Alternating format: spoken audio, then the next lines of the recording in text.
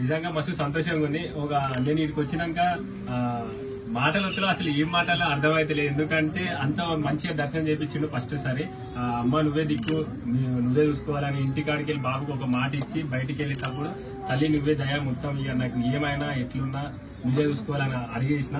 ఇంటికి రాగానే మన భరత్ అన్న నీ ఎంబడి నేను ఉంటా అని చెప్పి అడుగు ముంగట్కి వేయించిండు.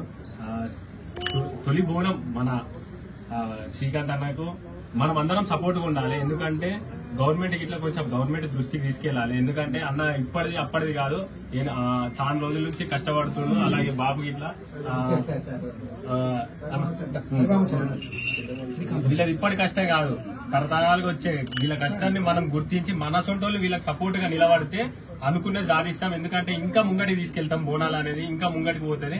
ఖచ్చితంగా ఏదైనా సరే కొంచెం గవర్నమెంట్ సపోర్ట్ ఖచ్చితంగా కావాలి. ఇలాంటి వాళ్ళకి ఎంకరేజ్ చేస్తే, మన బాబా సొంటోళ్ళకి ఎంకరేజ్ చేస్తే మనల్ని మనం గుర్తించుకున్నట్టు అవుతుంది.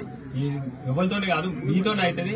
మీరు చూస్తున్న ప్రతి ఒక్కరు కొంచెం ఇక్కడ సైడ్ దృష్టి పెట్టి, కొంచెం గోల్కొండ వైపు దృష్టి పెట్టి అనుకుంటే సాధిస్తాం. ఏదైనా సరే, ఇదే అని కాదు, ఏదైనా సరే కొంచెం మీరు అందరు సపోర్ట్గా ఉండాలి.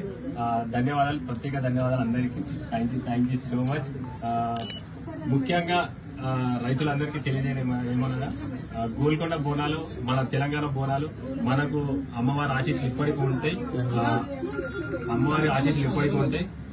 రైతులకు నేను ఇచ్చిన మాట రాబోయే రోజుల్లో నేను నెరవేర్చడానికి రెడీ ఉన్నా. కొన్ని కారణాల వల్ల కొన్ని ఆటంకులు ఎదురైనాయి. ఖచ్చితంగా మీ ముందుకు మంచి పనితో వస్తున్నాం. అది సస్పెన్స్ గా ముందుకు పెట్టిన ఖచ్చితంగా మీ అందరికీ రుణపడి ఉంటాను. Thank you so much. అక్క చెల్లెలకి, అన్నదమ్ములకి అందరికీ థ్యాంక్ యూ సో మచ్. జై జవాన్ మళ్ళీ వచ్చిన అంటే థ్యాంక్ యూ సో మచ్.